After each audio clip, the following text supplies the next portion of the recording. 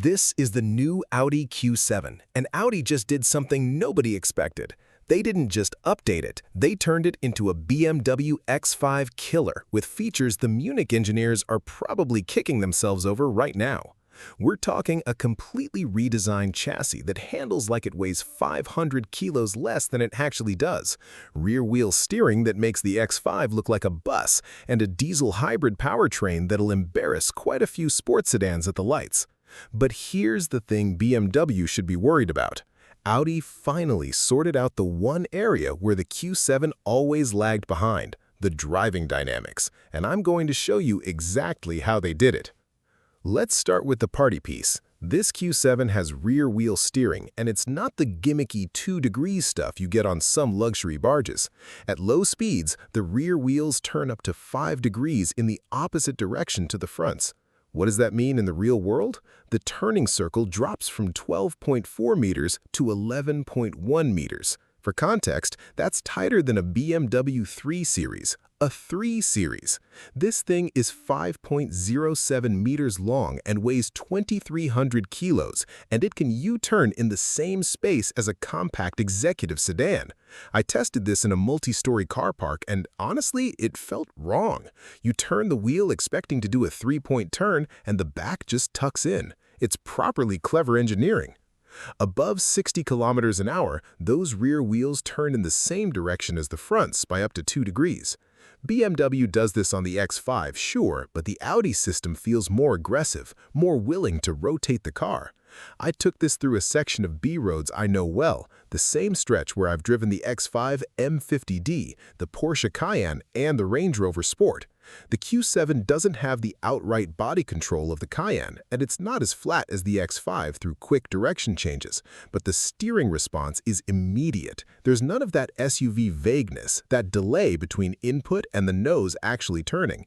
It feels alive in a way the old Q7 absolutely did not. The air suspension deserves credit here as well. Audi's offering 3 different setups depending on spec, but even the base adaptive dampers are seriously impressive. They've had to be because this car now rides on 20-inch wheels as standard, with options up to 23 inches. 23 inches! That's supercar territory on a 7-seat family SUV. Normally, wheels that size would turn the ride into an absolute spine-shattering mess, but Audi's suspension engineers have done something genuinely clever. They've increased the air volume in the air springs and completely retuned the damper valving. The result is a car that soaks up broken pavement like it's riding on 18s, but doesn't wallow or float when you're pressing on. I drove this back-to-back with an X5 40D, and the difference is night and day. The BMW still has that slightly firm, dramatic ride that makes you feel every expansion joint on the motorway. The Q7 just glides. It's closer to the Range Rover in that respect, but without the disconnect from the road that the Range Rover sometimes has. You always know what the front wheels are doing, how much grip you've got, where the limit is. Not that you're going to find the limit in normal driving, but the point is, the feedback is there. Now, let's talk about the engine, because this is where things get interesting. Audi's put a 3-liter V6 diesel in here, the same basic engine architecture they've been using for years, but with significant updates. You can get it in 2 states of tune, 245 horsepower or 300 horsepower. The one I'm testing is the 300 horsepower version, and it makes 650 newton-meters of torque. That's 479 pound-feet if you're working in old money. But here's the clever bit. Audi's mated this engine to a 48-volt mild hybrid system that can add an extra 16 horsepower and 230 newton-meters under acceleration. It's not a plug-in hybrid. There's no massive battery pack eating into boot space. It's just a smart electrical system that recovers energy under braking and coasting, then deploys it when you need a boost. The result is a car that feels properly quick. 0 to 100 kilometers an hour happens in 6.3 seconds, which is only 3/10 slower than the X5 40D. But the way it delivers that performance is different. The BMW feels urgent, aggressive, like it's always ready to punch you in the kidneys with a wave of torque. The Audi is smoother, more refined, but just as effective. That mild hybrid torque fill means there's no lag, no waiting for the turbo to wake up. You put your foot down, and it just goes. effortlessly. And because the electric motor can propel the car on its own at low speeds, you get this odd experience of leaving your driveway in complete silence. No diesel clatter, no engine vibration, just electric whir and tire noise.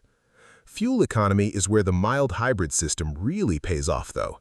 Audi claims 7.8 liters per 100 kilometers, which works out to 36 miles per gallon in mixed driving. I've been averaging 9.2 liters per 100 kilometers in mixed driving, which is still impressive for a car this size and weight. The X5 40D, by comparison, is rated at 8 liters per 100 kilometers, but in real-world testing, it's usually closer to 10. That might not sound like a huge difference, but over 20,000 kilometers a year, you're talking about saving over 300 pounds annually just in fuel costs. For a company car driver paying benefit-in-kind tax, that mild hybrid system drops you into a lower tax bracket. It's not just about performance, it's about running costs as well. Inside is where Audi has really turned the screw on BMW. The build quality has always been good, but now they've added features the X5 just doesn't have. The OLED taillights, for example. They're not just pretty, they're functional. If a car approaches too quickly from behind, the light signature changes to warn the driver to back off. If a cyclist is passing and someone inside opens a door, a warning triangle illuminates. It's the kind of safety tech that actually makes sense rather than just being there to tick a box on the spec sheet. The puddle lighting extends like a carpet when you open the door, then retracts when you close it. Completely unnecessary? Totally brilliant. The interior itself feels a step above the X5 in terms of material quality. The wood trim is genuine, thick, and beautifully finished. They've replaced a lot of the hard black plastic with soft touch materials, though if you go tapping around the upper dash, it's still not quite Mercedes-level solid. But the seats are excellent, supportive, comfortable, with just the right amount of bolstering. The steering wheel feels meaty and well-dampened, though I still hate the touch-sensitive buttons. Just give me normal buttons, Audi, please. The infotainment screen is quick, responsive, and packed with features. The processor is noticeably faster than the previous generation, and the graphics are sharp.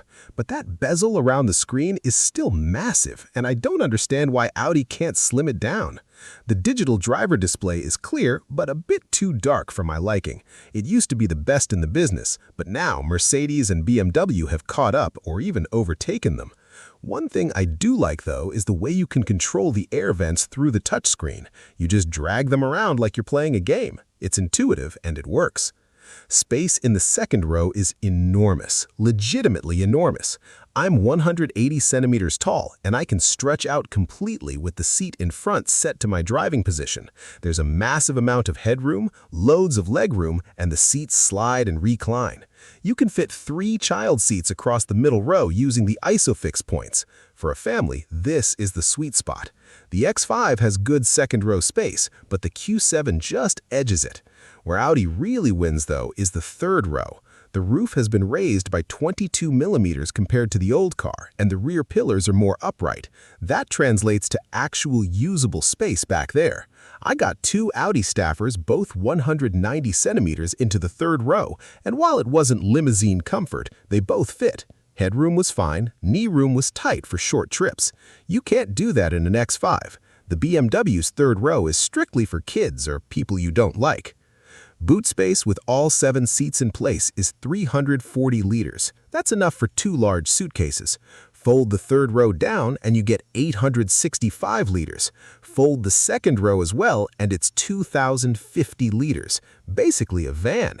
Audi's also added these sliding rails in the boot floor that you can attach hooks and dividers to.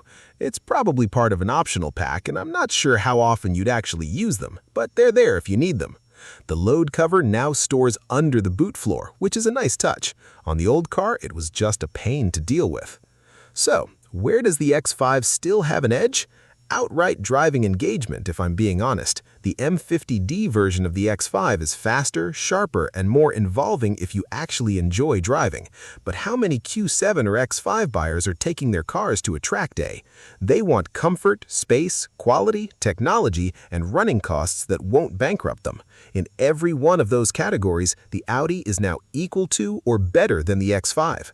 The ride is more comfortable, the interior feels more premium, the tech is more advanced, the fuel economy is better, and for a company car driver, the mild hybrid system drops the benefit-in-kind tax significantly. Pricing for the new Audi Q7 starts around £75,000 when it goes on sale this summer. That's competitive with the X5, and when you factor in the lower running costs and better equipment levels, the Audi starts to look like the smarter choice. BMW's going to need to respond with the next generation X5, because right now, Audi's done what they needed to do. They've made the Q7 not just a comfortable 7-seater, but a genuinely engaging driver's car that happens to have 7 seats. What do you think? Does the Q7 finally have what it takes to dethrone the X5, or is BMW still the one to beat in this segment? Let me know in the comments. And if you enjoyed this deep dive, hit the like button, share it with anyone who's in the market for a big SUV, and subscribe if you haven't already. I've got a head-to-head comparison with the new Mercedes GLS coming next week, and you won't want